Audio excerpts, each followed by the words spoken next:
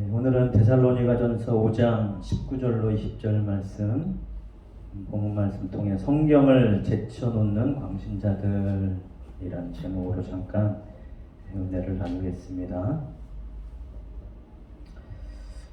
광신도, 사전적 정의를 보면 종교, 신앙, 사상, 생각에 맹목적으로 달려들어서 사회에 해악을 끼치는 자들이라고 정의가 되어 있습니다. 그러니까 광신도는요, 사회에 해악을 끼치는 존재예요.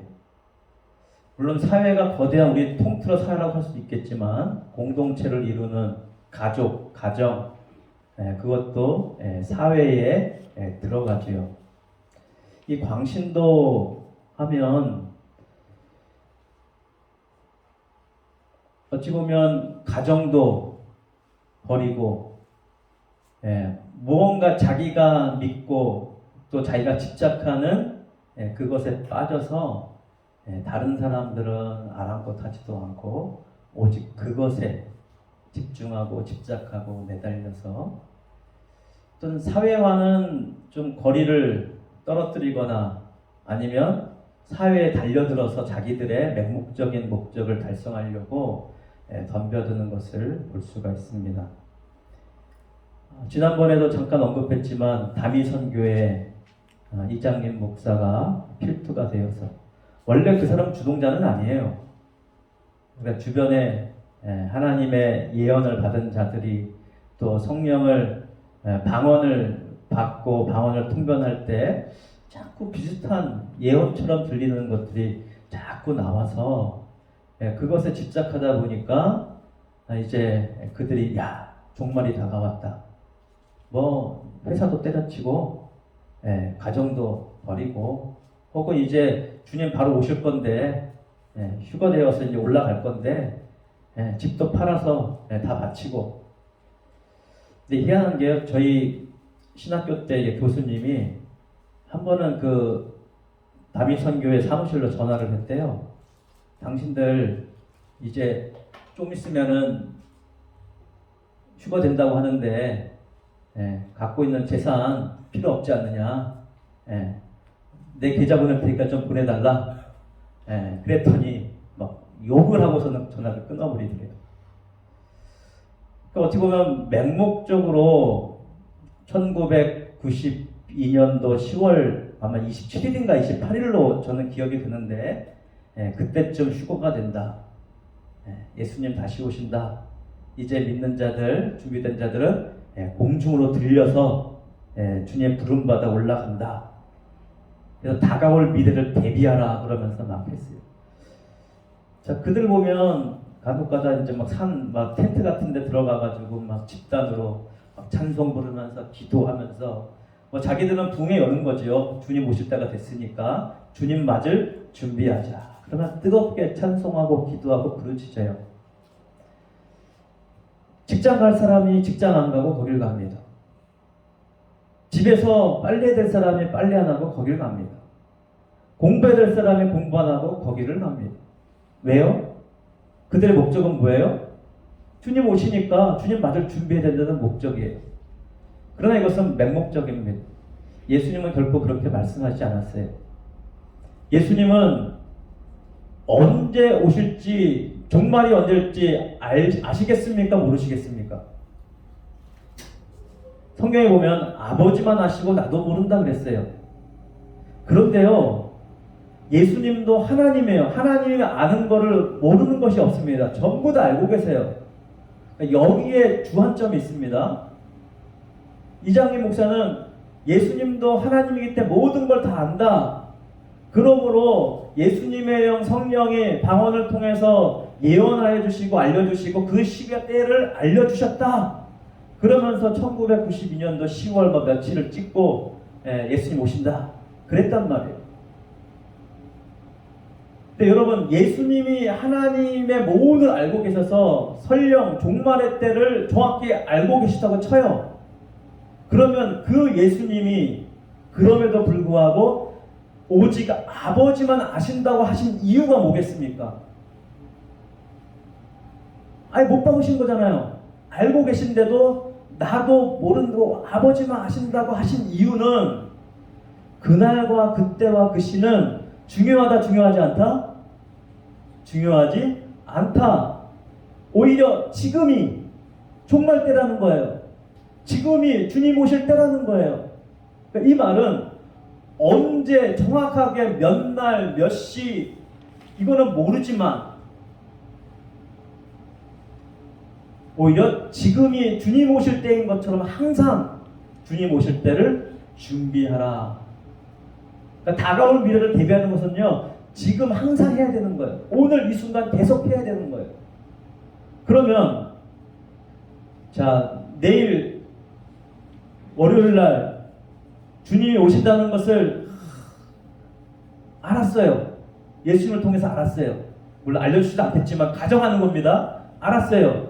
그러면 내일 직장 가야 될 사람 직장 가야 돼요? 말아야 돼요? 직장 가야 돼요? 말아야 돼요? 아이 내일 예수님 오시는데 드디어 디데이가 결정됐는데 무슨 직장이야. 직장 가지 말아야지. 어디로 가줄까요? 교회로 와야 돼요? 교회로 왔는데 교회 문이 닫혀 있어. 목사님 오늘 예수님 오신대요. 빨리 성도들 불러 모으세요. 그래야 됩니까? 성경에 그렇게 하라는 말이 적혀있질 않아요. 성경은 늘 일상에 대한 삶에 대한 말씀을 전하고 있습니다. 그러니까 우리의 삶의 자리는 어디 있어야 되는 거예요? 그때 직장 갈 사람은 직장 가 있어야 되는 거예요. 학교에 갈 사람은 학교에 가 있어야 되는 거예요. 집에 있어야 될 사람은 집에 있어야 되는 거예요. 일 볼 사람은 일 보아야 되는 거예요. 평상시와 똑같이 평상시와 다를 바 없이 우리는 삶을 살아야 됩니다. 그런데 삶 속에서 누구를 맞이해야 되는 거예요? 예수님을 맞이해야 돼요. 그러나 말씀의 틀을 벗어나고 말씀의 하나님의 뜻을 벗어나고 하나님의 역사를 인정하지 않고 그저 맹목적으로 덤벼드는 사람들은 자신의 생각과 자신의 집착과 자신이 원하는 것을 얻기 위해서 그것을 포기하지 않습니다. 잘못된 것이죠. 이 잡고 있는 것은 잘못된 것입니다. 보통 그것을 집착이라고 우리가 얘기를 하는데 때로는 우리가 사랑하느냐 아니면 집착하느냐, 하나님을 사랑하느냐 아니면 하나님을 집착하느냐, 하나님을 찾긴 찾는데 하나님을 사랑해서 찾는 것일지 아니면 하나님을 집착해서 찾는 것일지. 하나님을 집착한다면 그 사람은 왜 집착할까요? 하나님을 통해서 뭔가 얻을 것을 얻어내려고 집착하는 것이죠. 물론 거기에도 믿음은 있겠죠. 하나님이 아니면 난 죽을 수밖에 없고 하나님이 아니면 나는 아무것도 할 수 없으니까 하나님 앞에 매달릴 수밖에 없습니다. 그러나 그것이 집착이 되어서는 안 되는 거예요. 왜 매달려야 되느냐?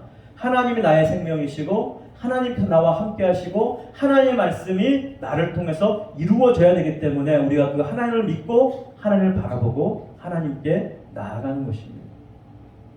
내가 얻을 것을 얻기 위해서 하나님께 집착하는 것은 잘못된 것입니다. 그것을 성경은 우상이라고 얘기합니다. 진짜 하나님을 믿는 것인지 아니면 내가 원하는 것을 얻기 위한 그 하나님을 만들어 놓고 내가 그 하나님을 붙잡고 믿는 것인지, 이것은 집착이에요. 그것은 우상이에요. 그래서 광신도들은 하나님을 진짜로 보고 그 하나님을 찾고 살아가는 것이 아니라 잘못된 것에 집착되어 나가는 것들을 볼 수가 있죠. 제대로 된 신앙인들은요, 가정을 버리지 않습니다. 제대로 된 신앙인들은 사랑하는 아내를, 사랑하는 남편을 버리지 않습니다. 이것은 영원한 사랑이 되어야 되는 거예요. 그 아가페 사랑 있잖아요. 성경의 아가페 사랑. 아가페 사랑은요, 영적으로 부부간의 사랑입니다. 제가 앞에 영적이라고 표현을 했죠. 부부간의 사랑이에요. 신랑 되신 예수님과 신부된 우리들의 사랑, 영원히 함께할 사랑, 그것이 아가페 사랑이에요. 여기에는 조건이 없습니다.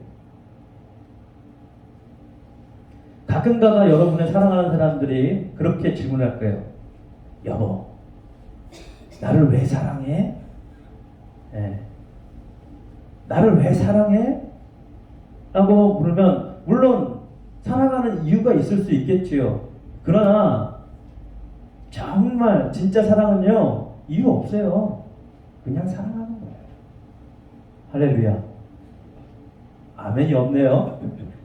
인정이 안 되시나 봅니다. 그게 아가페 사랑이에요, 여러분. 그래서 하나님이 아가페 사랑 강조하신 이유가 바로 그 영원토록 변하지 않는 한 번 결정하시고 나는 너를 사랑할 거야. 그 사랑이 이제 되물림 되지 않고 그냥 이게 탁 터닝 돼가지고 나 이제 그 약속 지킬 수 없어 하고서는 반대로 돌아서는 사랑이 아니라 한 번 정하시면 영원토록 사랑하시는 그 사랑이 바로 아가페 사랑인 것이죠. 그게 부부간의 사랑이 그러한 사랑이 되어야 되는 것입니다.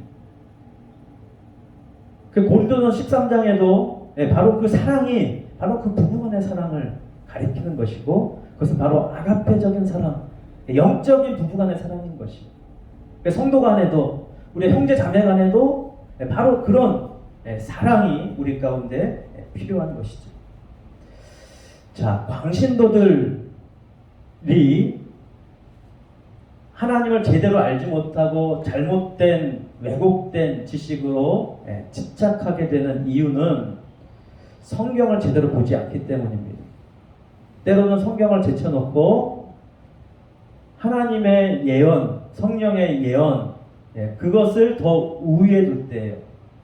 그러나 여러분, 성령이 우리 가운데 예언을 주시고 말씀을 하실 때도 성경 안에서 때로는 말씀을 통해서 그 말씀을 해석하거나 그 말씀을 적용할 때 우리 가운데 예언적으로 주시는 것이지 성경을 제쳐놓고 따로 예언을 하시지는 않습니다. 자, 오늘 말씀해 보면 19절에 성령을 소멸하지 말며 예언을 멸시하지 말고 그랬습니다. 예언을 멸시하지 말고. 자, 오늘날 예언이 있습니까? 없습니까?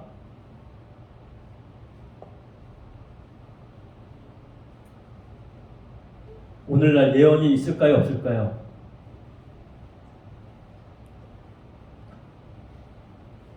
예언은 있습니다. 물론 말씀의 예언 아직도 존재를 하죠. 아직 이루어져야 될 말씀이 있으니까 그것 자체로 예언입니다. 어떤 종말에 대한 부분도 아직 이루어지지 않은 남은 시간에 대한 부분도 예언이에요. 하지만 성령께서 우리 가운데 예언하시기도 하십니다. 말씀을 주시기도 하셔요.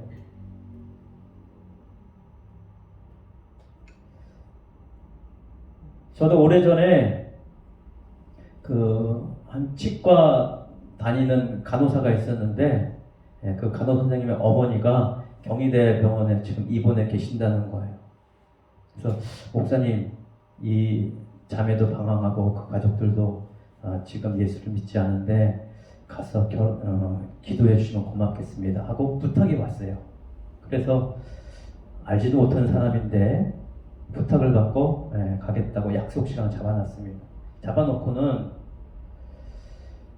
하나님 앞에 기도를 했어요. 하나님, 무슨 병인지도 알려주지 않았단 말이에요. 근데 뭔가 이게 가슴이 아파오는 거예요. 그러면서 이 사람이 좀 심장 관련된 병이구나 라는 것을 성령님께서 알려주시는 거예요. 진짜인지 가서 확인해 봐야 될 거 아니에요. 가서 확인해 보니까 맞아요. 심장으로 인해 가지고 혈관 관계에 병이 온 거예요. 그러니까 이렇게 미리 알려주시기도 하십니다. 할렐루야. 그러나 또 그것에 너무 집착하면 안 돼요. 하나님께서, 성령님께서 매번 조금 있다 벌어지를 매번 알려주시고 예언해 주시고 그러지도 않아요. 필요할 때 어쩌다 한 번씩, 물론 이것이 자주 있는 사람도 있겠거니와 뭐 일평생 한 번도 경험하지 못하고 가는 경우도 있어요. 그렇다고 예언이 없느냐? 아니에요. 예언이 있습니다. 우리의 미래를 알려주는 예언도 있을 뿐만 아니라 하나님의 말씀을 깨닫게 하시고 것을 미리 알게 하시는 것도 예언의 한 부분이에요. 아직 약속된 말씀, 이루어지지 않은 약속에 대한 부분도 예언이에요. 그러니까 성경 자체로 예언이 우리 가운데 있습니다. 이 예언의 말씀, 이 하나님의 말씀을 풀 때는 하나님의 감동으로 되었습니다.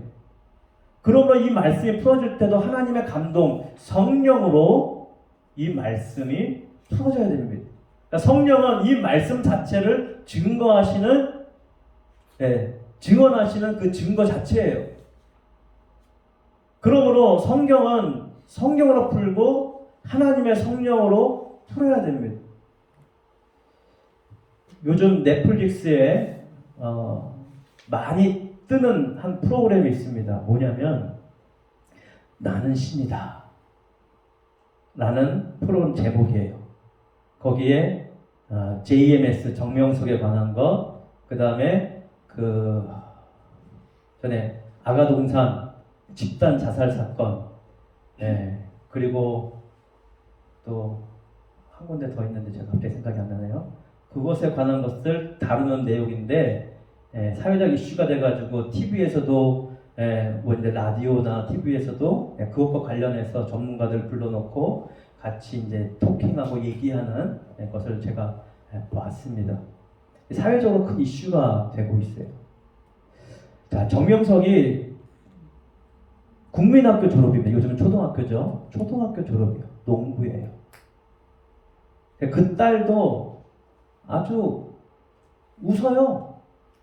자기 아버지가 교주 노릇하고 있다는 거 보면 딸도 웃어요. 왜? 아빠의 존재를 아니까, 어떤 사람인지를 아니까 웃습니다. 그런데 그들이 하는 말 가운데 어떤 말 하냐? 정명석이 메시아라는 거예요. 정명석이 다시 오신 그리스도라는 거예요. 근데 성경에 분명히 예언되어 있죠. 마지막 때 여기서 예수가 나타났다, 저기서 예수가 나타났다. 그럴 거라고 하셨어요. 그러니까 정명석도 자기가 예수라는 것이죠. 그러면 중대한 범죄를 저지르는데 성적인 범죄에 대가합니다. 수많은 여인들. 선호하는 키 큰 여자래요. 키 크고 이쁜 여자. 그래서 대학교에 가서 키 크고 이쁜 여자들을 먼저 이제 꼬셔가지고서는 같이 무슨 이렇게 동호회처럼 재밌게 친근감을 갖게 한 다음에 막 사랑을 주고 섬기고 막 그러면서 말씀 공부하자 그러면서 끌어들이는 거예요. 그러면서 이제 정명석한테 데리고 가는 것이죠. 그리고는 이제 성범죄의 온상이 수많은 여인들을 성적으로 범하는 그런 짓을 저질렀습니다. 이름이 정명석인데 오히려 그것보다 이니셜로 알아서 JMS. 이게 영어로 이니셜을 뭐라 그랬냐? Jesus Morning Star. 예수님이 새벽별이라고 말씀했잖아요. 그러니까 Jesus Morning Star 그러면서 이 정명석이 메시아다, 예수다. 그러면서 초등학교밖에 안 나온 무식한 농부였던 사람이 무슨 성경을 알면 얼마 안다고. 그러면서 그 사람이 100번 이상을 읽었다고 얘기를 해요. 실제로 100번 이상 읽었는지는 모르겠지만, 그러니까 신학도 안 배우고 전혀 그런 지식도 없고 그런 사람이 성경을 자기 마음대로 풀었단 말이에요. 근데 제법 잘 푼 부분들이 많아요. 그러니까 사람들이 넘어가죠. 그러면서 무슨